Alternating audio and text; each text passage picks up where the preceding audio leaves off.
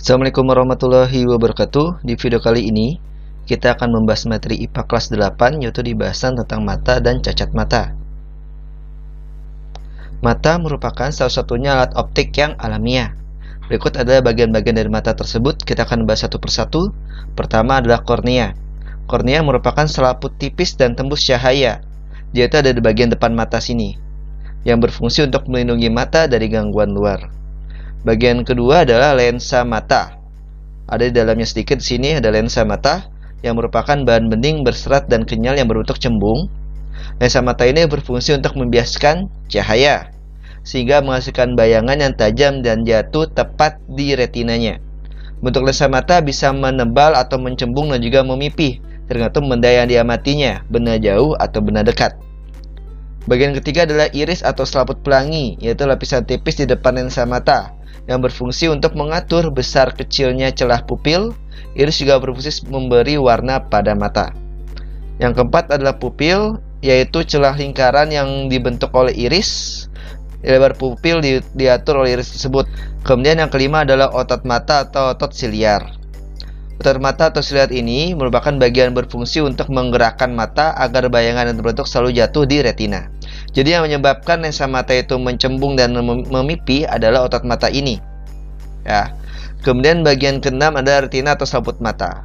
Nah, retina ini berfungsi sebagai layar, yaitu tempat terbentuknya bayangan. Ya, bagian belakang dinding dalam bola mata yang berisi ujung-ujung saraf yang peka terhadap cahaya, yang berfungsi sebagai layar penerima cahaya tersebut. Jadi terbentuknya bayangan berada di retina.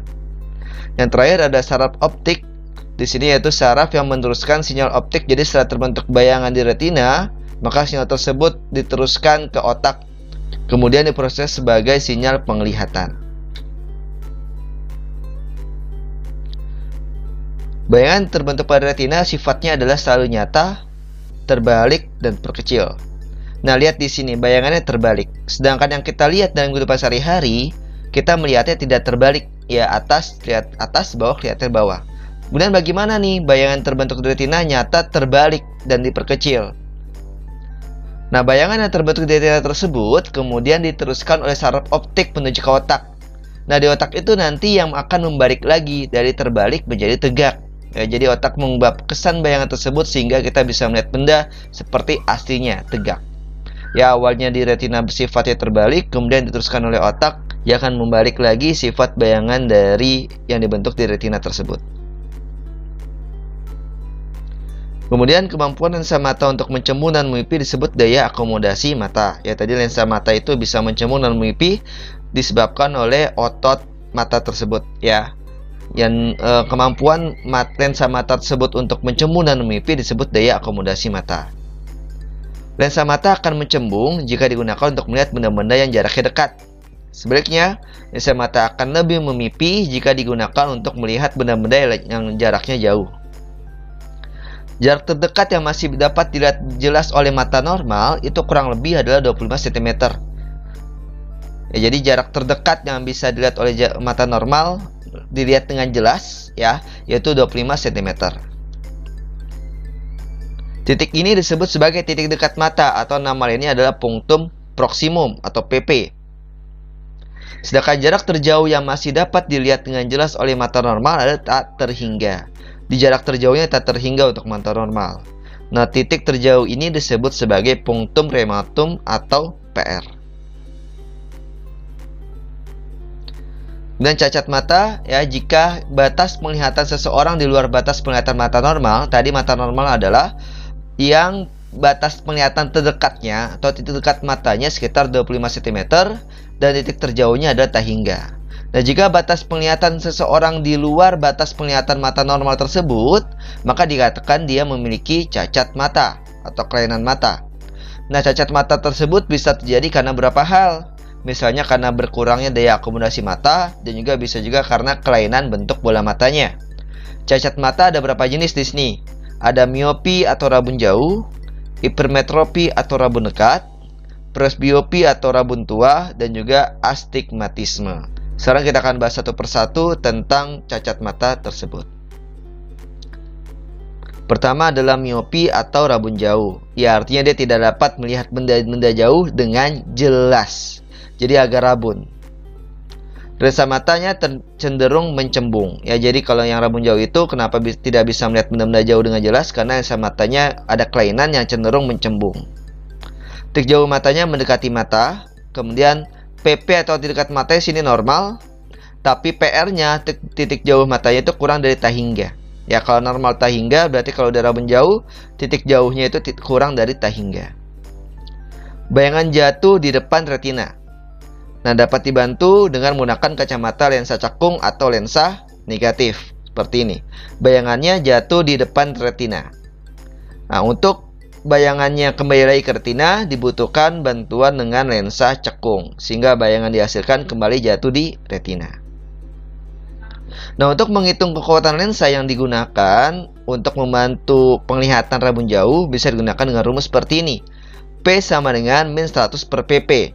Dengan P adalah kekuatan lensanya, satuan dioptri. Kemudian PP adalah titik jauh mata penderitanya. Satuannya adalah sentimeter. Cacat mata yang kedua adalah hipermetropi atau rabun dekat. Hipermetropi atau rabun dekat berarti dia tidak dapat melihat benda-benda dekat dengan jelas. Lensa matanya cenderung memipi. Kemudian titik dekat matanya menjauhi mata, artinya lebih dari 25 cm di sini, ya. PP-nya lebih dari 25 cm. Kemudian PR-nya normal, yaitu tak terhingga. Bayangan jatuh di belakang retina, sehingga harus dibantu dengan kacamata lensa positif agar bisa melihat dengan normal kembali, seperti ini. Ya, dia itu jatuhnya di belakang retina, sehingga dia membutuhkan lensa cembung agar bayangannya tepat jatuh di retina kembali. Kekuatan lensa digunakan bisa menggunakan rumus seperti ini, yaitu P sama dengan 100 per SN min 100 per PR. Apa itu P? P kekuatan lensanya satuannya dioptri. Kemudian SN adalah titik dekat mata normal. Kemudian PR-nya adalah titik dekat mata penderitanya. Titik dekat mata normal jika di soal tidak diketahui pakai 25 cm. Tapi jika di soal diketahui pakai yang ada di soal. Cacat mata selanjutnya adalah mata tua atau presbiopi, disebabkan mata yang daya akomodasinya berkurang. Biasanya karena usia sudah tua, maka disebut juga mata tua, karena biasanya terjadi pada orang-orang yang sudah tua.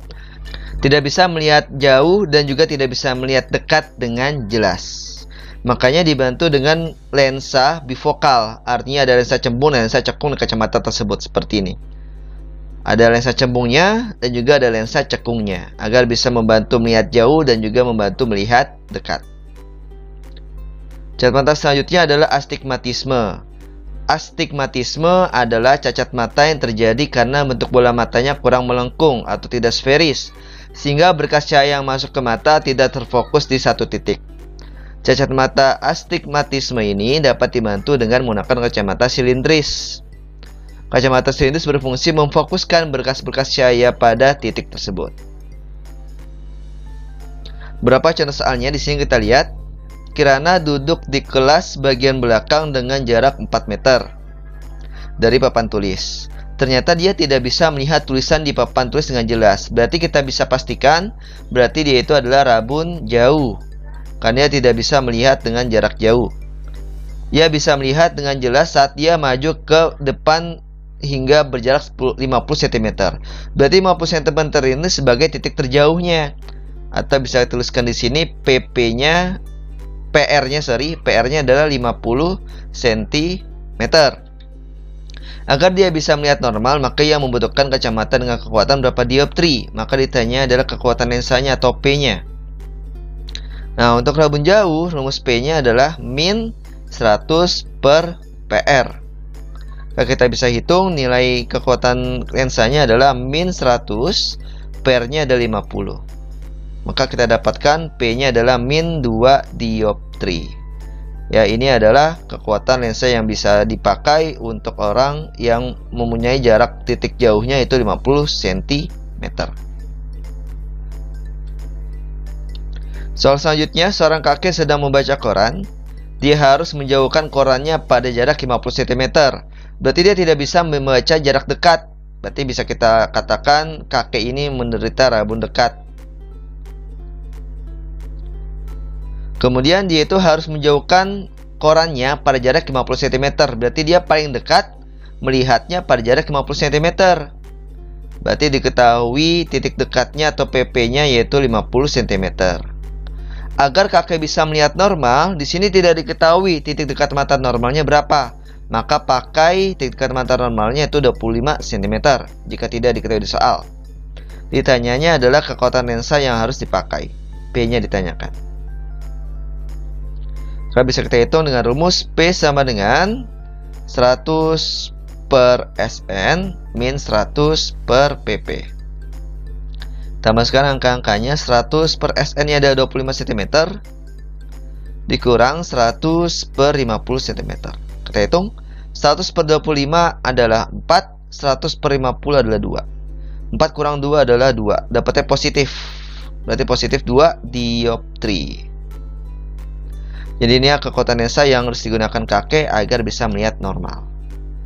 Demikian materi tentang mata dan juga cacat mata. Semoga bermanfaat. Kurang lebihnya mohon maaf. Wassalamualaikum warahmatullahi wabarakatuh.